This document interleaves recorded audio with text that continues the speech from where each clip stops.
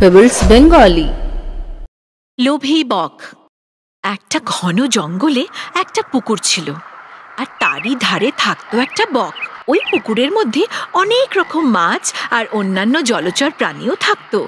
অল্প বয়সে সহজেই সে শিকার করত, কিন্তু এখনো বুড়ো হয়ে গেছে, আর সেই স্ফূর্তির সঙ্গে আর মাছ ধরতে পারে না। আর তাই ওকে প্রায় দিনই না খেয়ে থাকতে হতো। একদিন সারা দিন ও একটাও মাছ পেল না। সন্ধেবেলায় খিদে চোটেও জোরে জোরে কাঁদতে থাকলো। কান্নার শব্দ শুনে ক্যাঁকড়া আর অন্যান্য মাছেরা জানতে চাইল কি হয়েছে। ধূর্ত বক বলল, বন্ধুরা, আমি তোমাদের জন্য কাঁদছি। একজন জ্যোতিষী আমায় বলেছে এই পুকুর খুবই শীঘ্র শুকিয়ে যাবে। তোমাদের কি অবস্থা হবে গো? আমারও এখানেই জন্ম হয়েছে, কিন্তু তোমাদের সবার মৃত্যুর কথা ভেবে আমার দুঃখ হচ্ছে। এই চিন্তায় আমি খাবার দাবার সব ছেড়ে দিয়েছি। অবোধ মাছেরা বকের কথা শুনে ভয় পেয়ে গেল। ওরা ওর থেকে সাহায্য চাইল। ও ভাই বক, তুমি তো আমাদের মধ্যে সবচেয়ে বড় আর বুদ্ধিমান, আমাদের বাঁচাও না, আমাদের সাহায্য করো। ধূর্ত বক এই সুযোগেরই তো অপেক্ষায় ছিল। ও সাহায্যের জন্য সঙ্গে সঙ্গে রাজি হয়ে গেল। এখান থেকে কিছু দূরে অন্য বড় পুকুর আছে, আমি তোমাদের সবাইকে এক এক করে পৌঁছে দেবো ওখানে। শুনে মাছেরা আর অন্যান্য জলচর প্রাণীরা খুব খুশি হয়ে গেল, আর বককে ধন্যবাদ দিতে থাকলো। বুড়ো বক তার খাবার সমস্যা সুরাহা পেয়ে গেল। সাহায্য করার উদ্দেশ্যে ও এক একটা করে মাছ ওখান থেকে নিয়ে যেতে লাগলো। কিন্তু ও তো মোটেই সাধু পুরুষ ছিল না, সাহায্য করাটা তো নামমাত্র। মাছেদের ঘন জঙ্গলে একটা পাথরের উপর নিয়ে গিয়ে তাদের মেরে খেয়ে ফেলতো।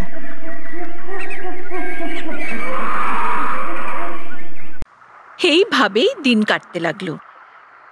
নতুন জায়গায় যাওয়ার আনন্দে সব মাছেরা ওকে হাত জোড় করে অনুরোধ করতো তাড়াতাড়ি নিয়ে যাওয়ার জন্য। বুড়ো বক পেট ভরে খাবার পেতে আরম্ভ করলো, আর সে ছিল মহা আনন্দে। কিন্তু একদিন পুকুরের একটা কাঁকড়া ওকে জিজ্ঞেস করলো, আমি কতদিন ধরে আপনাকে অনুরোধ করছি আমায় নিয়ে যাওয়ার জন্য, কিন্তু আপনি শুধু মাছেদের নিয়ে যান। আজ তো আমার পালা, তাই না? দয়া করে নিজের পিঠের উপর বসিয়ে আপনি আমায় ওই পুকুর অব্দি নিয়ে চলুন। ক্যাঁকড়াকে পিঠে বসিয়ে বক উড়তে থাকলো। ক্যাঁকড়া জিজ্ঞেস করলো, আচ্ছা বন্ধু, নতুন জায়গায় মাছেরা সব আনন্দে আছে তো? তখন বক ভাবলো, এই কাঁকড়া এখন আর আমার পিঠের ওপর থেকে কোথায় পালাবে? পুকুরের থেকে দূরে চলে এসেছি, একে সত্যি কথা বলেই দি। বেচারা।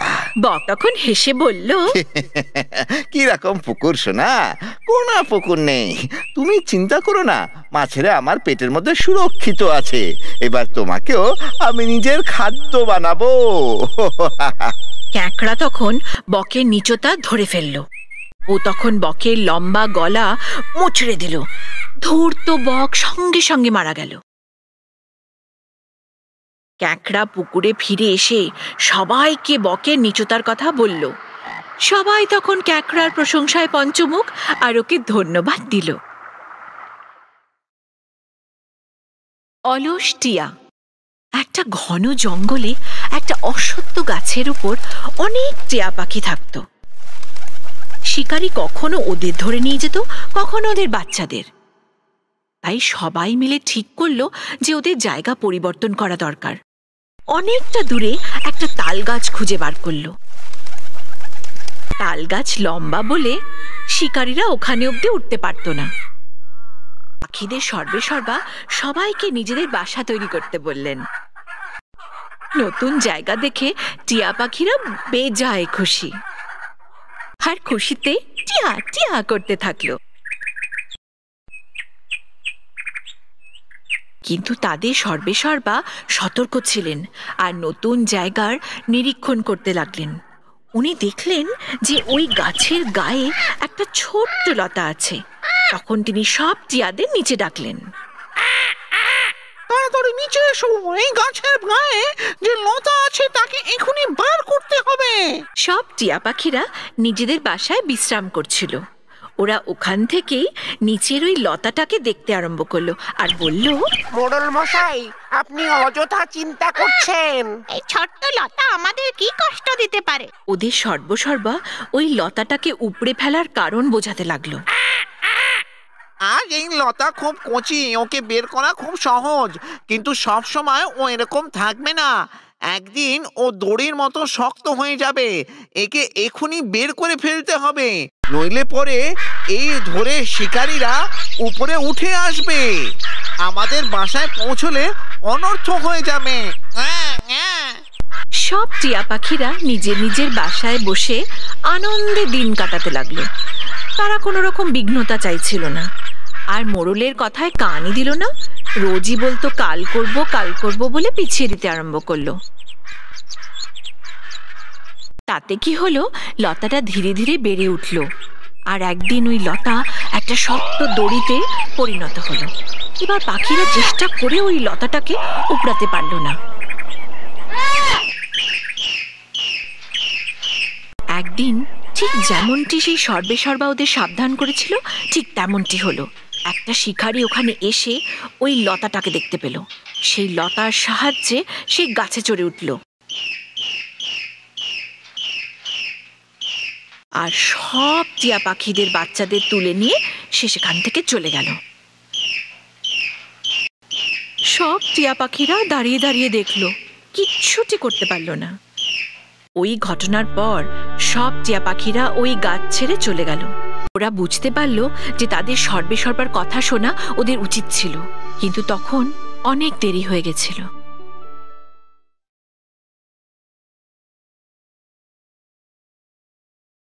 পায়রা আর পিঁপড়ে। কোনো এক সময়ের কথা, এক গাছে এক পিঁপড়ে থাকতো। একদিন খাবার সন্ধানে ডালে ডালে ঘুরে বেড়াচ্ছিল। হঠাৎ পা পিছলে পিঁপড়ে জলে পড়ে গেল আর ভাসতে আরম্ভ করলো। বাঁচাও, বাঁচাও, আমাকে কেউ বাঁচাও। একটা পায়রা পিঁপড়েকে জলে ভাসতে দেখলো আর সাহায্যের জন্য চিৎকার করতেও দেখলো। তখন সে ভাবলো পিঁপড়েকে সে বাঁচাবে। পিঁপড়েকে সাহায্য করার জন্য একটা গাছের পাতা ছিঁড়ে জলে ফেলে দিল। ওই পাতার উপর বসে পিঁপড়ে অনায়াসে নদীর তীরে পৌঁছে গেল। পায়রা ওকে সাহায্য করেছে বলে তাকে ধন্যবাদ দেওয়ার জন্য পিঁপড়ে গাছের ওপর উঠতে লাগলো।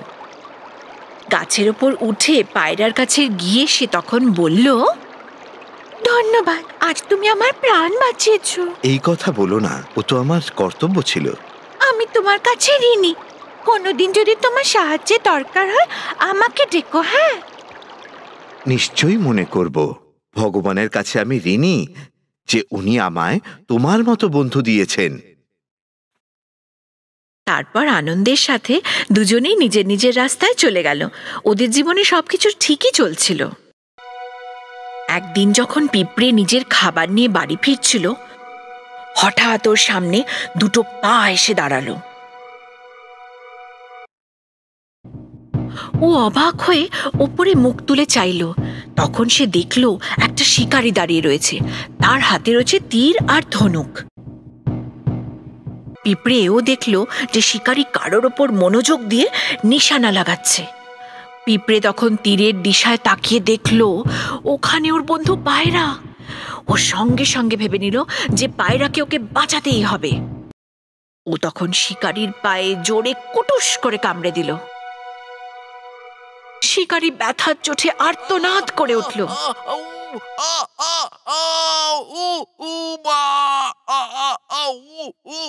শিকারীর একাগ্রতা ভঙ্গ হওয়ার জন্য তার তীর অন্যদিকে চলে গেল। পায়রা সাবধান হয়ে উড়ে গেল। কিছুক্ষণ পরে পায়রা পিঁপড়ের সঙ্গে দেখা করে তাকে বলল, ধন্যবাদ বন্ধু। এই তো আমার বন্ধুত্বের কর্তব্য। প্রথমে আমি ভাবছিলাম এত ছোট পিঁপড়ে কিভাবে আমায় সাহায্য করবে, কিন্তু ওটা আমার ভুল ধারণা ছিল।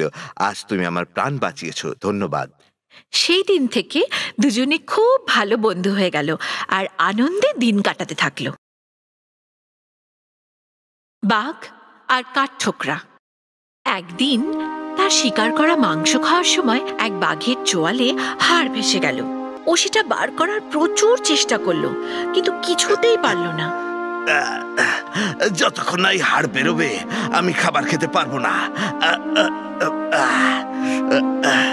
সময় কাটতে থাকলো আর ওই বাঘ কষ্টে ব্যথায় দুর্বল হয়ে পড়ল।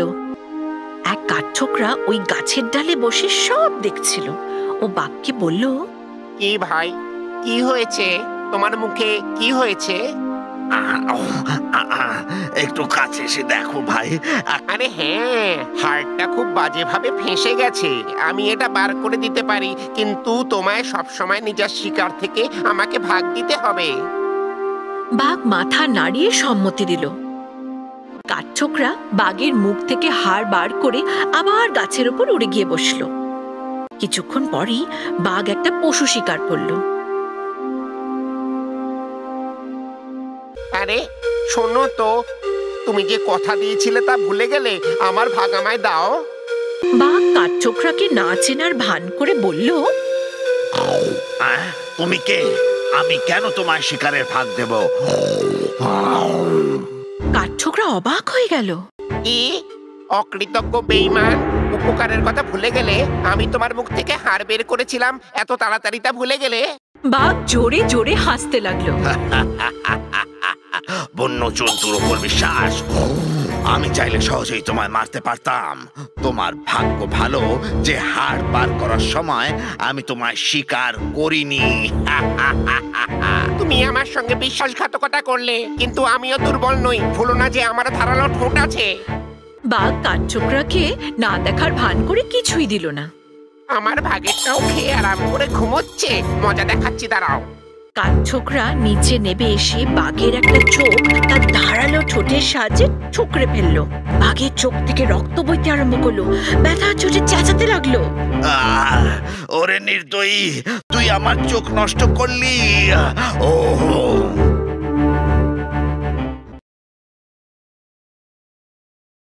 ধূর্ত ছাগল। একদিন এক জঙ্গলে একটা ক্ষুধার্ত নেকড়ে খাবার সন্ধানে এখানে ওখানে ঘুরছিল। সে দেখল যে পাহাড়ের নিচে একটা সবুজ মাঠ। তার মধ্যে সে দেখতে পেল একটা হৃষ্ট পুষ্ট ছাগল ঘাস খাচ্ছিল। বাহ, মনে হয় খাবার ব্যবস্থা হয়ে গেল। নেকড়ে আস্তে আস্তে ওর দিকে এগোলো। সতর্ক থাকার জন্য ছাগল নেকড়ের উপস্থিতি বুঝতে পেরে বলল, তোমাকে তো ভীষণ দুর্বল আর ক্ষুধার্ত মনে হচ্ছে। তুমি যদি আমাকে খাও তাহলে আমি খুশি হব। কাউকে বাঁচানোর জন্য অন্যের জীবন উৎসর্গ করতেই হয়। এই কথা শুনে নেকড়ে আশ্চর্য হলো। তুমি তো ভীষণ দয়ালু গো। তো তুমি আমায় খাবে কি করে? আমি তো খুব বুড়ো। এক কাজ করো, তুমি এখানে মুখ হাঁ করে দাঁড়িয়ে থাকো। আমি ওর পাহাড় থেকে দৌড়ে সোজা তোমার মুখের মধ্যে ঢুকে যাব। তখন তুমি আমায় গিলতে পারবে, ঠিক আছে? ওই বোকা নেকড়ে ছাগলের কথা মতো নিচেই দাঁড়িয়ে রইল। চালাক ছাগল পাহাড়ে উঠে পড়ল। ওখান থেকে দ্রুত গতিতে নেকড়ের দিকে দৌড়ে আসলো। নেকড়ে ওখানে বোকার মতো দাঁড়িয়েছিল। তারপর ছাগল ও শিং দিয়ে যেই গুঁতো মারল, নেকড়ে অজ্ঞান হয়ে মাটিতে পড়ে গেল। আর ছাগল প্রাণ বাঁচিয়ে ওখান থেকে পগার পার। খরগোশ আর সজারু। নর্মদা নদীর তীরে ছিল এক ঘন জঙ্গল। ওখানকার প্রাণীরা সব সময় নিজেদের মধ্যে ঝগড়া করত। আমরা সব সময় ঝগড়া করি। আমাদের কেউ রাজা নেই যে আমাদের বিচার করবে। হ্যাঁ, ঠিক বলেছো, আমাদের একটা রাজা থাকা উচিত। কিন্তু রাজা হবেটা কে? আবার ঝগড়া শুরু হলো। আমি রাজা হব। আরে না, আমি রাজা হব। না, রাজা তো আমার হওয়া উচিত। এক বুড়ো শেয়াল কিছুদিন আগেই সে জঙ্গলে এসেছিল। সে তার গুহা থেকে গজরাতে গজরাতে বেরিয়ে এলো। এই আওয়াজটা কিসে? একটু বাইরে গিয়ে দেখি তো। জঙ্গলের পশুরা শিয়ালকে দেখতে পেল। আর যদি শিয়ালকে আমরা রাজা বানাই তাহলে কেমন হয়? এটা ঠিক হবে। যখন ওই বুড়ো শিয়াল ওদের কাছে এলো, আমরা একজন রাজা চাই। আপনি কি আমাদের রাজা হবেন? কি ভাগ্যের কথা! আমার তো বিশ্বাসই হচ্ছে না। মনে হচ্ছে আমার খারাপ দিন শেষ হলো। আমার কোনো অসুবিধা নেই। দেখো, আমি হিংসার বিরোধী। কোনো কথা সম্পূর্ণ জানার পরই যদি আমার মনে হয় তবেই আমি দোষীকে মৃত্যুদণ্ড দেব। সব প্রাণীরা প্রসন্ন হলো। মহারাজ, হিংসা বিরোধী তো আমরাও, কিন্তু এক ন্যায়প্রিয় রাজাই অপরাধীকে যোগ্য শাস্তি দিতে পারে। আচ্ছা, তাহলে ঠিক আছে। পরের দিনই খরগোশ আর সজারুর মধ্যে ঝগড়া বাঁধলো। এই গর্তটা আমার। না, এটা আমার, কারণ এটা আমি সব থেকে আগে দেখেছি। তুমি দেখে থাকতে পারো, কিন্তু আমার বাবা এটা আগে তৈরি করেছিলেন। তোমার বাবা এটা তৈরি করেছিলেন তো কি হলো? উনি তো এটা ছেড়ে চলে গেছিলেন। আচ্ছা ঠিক আছে, চলো আমরা রাজার কাছে যাই। বিচারের জন্য দুজনেই ওই বৃদ্ধ শেয়ালের কাছে গিয়ে উপস্থিত। মহারাজ, ন্যায় করুন, আমাদের বিচার করুন। কেন? কি হলো? দুজনেই একসঙ্গে নিজেদের ঝগড়ার বিষয় নিয়ে শেয়ালকে বলতে আরম্ভ করলো। আরে দাঁড়াও দাঁড়াও, আমি বুড়ো হয়ে গেছি, কানে ভালো করে শুনতে পাই না, একটু কাছে এসে বলো। দুজনেই নির্ভয়ে শেয়ালের কাছে এগিয়ে গেল। শিয়াল বাবাজি একসাথে দুজনকে ঝাপটা মেরে খেয়ে ফেললো। দুজনেই নির্ভয়ে শেয়ালের কাছে এগিয়ে গেল। শিয়াল বাবাজি একসাথে দুজনকে ঝাপটা মেরে খেয়ে ফেললো। বুলবুল আর সারস পাখি। অনেকদিন আগের কথা। সারস পাখিদের রাজা ছিল, কিন্তু ছোটখাটো অন্যায়ের জন্য ও ছোট ছোট পাখিদের প্রাণ নিয়ে নিত। এই কারণে সব পাখিরা মিলে নতুন রাজা চয়নের কথা ভাবতে লাগলো। ওরা বুলবুলকে উপযুক্ত মনে করলো। ও রাজার মতোই দেখতে। হ্যাঁ, ও চাইলে আমাদের কোনো রকম কষ্ট দিতে পারবে না। কিন্তু এ কথা সারসকে কে বলবে? ও কখনো রাজি হবে না। আমার কাছে একটা উপায় আছে। কাঠঠোকরা, আমার সাথে এসো, তোমার সাহায্যের দরকার। কিছুদিন পরে মহারাজা, আমরা সবাই আপনার ক্ষমতার পরীক্ষা নিতে চাই। একটা মোটা ডালে বসে আপনাকে ওটা ভাঙতে হবে। যদি আপনি না পারেন, তাহলে যে ভাঙবে সে আমাদের রাজা হবে। বলো, আমায় কোন ডালে বসতে হবে? ওই ডালে। আমি ছাড়া ওই ডাল আর কে ভাঙতে পারবে? চলো। সারস পাখি নিজের পূর্ণ শক্তি লাগিয়ে উড়ে গিয়ে ওই ডালে বসলো, কিন্তু ওই ডাল কিছুতেই ভাঙলো না। যে এই পরীক্ষায় ভাগ নেবে তাকে এতটাই মোটা ডালে বসতে হবে। আমাদের প্রতিদ্বন্দ্বী বুলবুল। ওই ডালটা ঠিক আছে, মোটা খুব, তাই তো? ঠিক আছে, ওই ডালটা আগের থেকেও মোটা। বুলবুল যদি ওটা ভাঙতে পারে।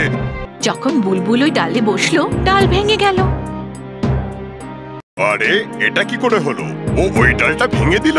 সারস পাখি নিজের হার মেনে ওখান থেকে চলে গেল, আর বুলবুল পাখিদের নতুন রাজা হয়ে গেল। Pebbles Bengali।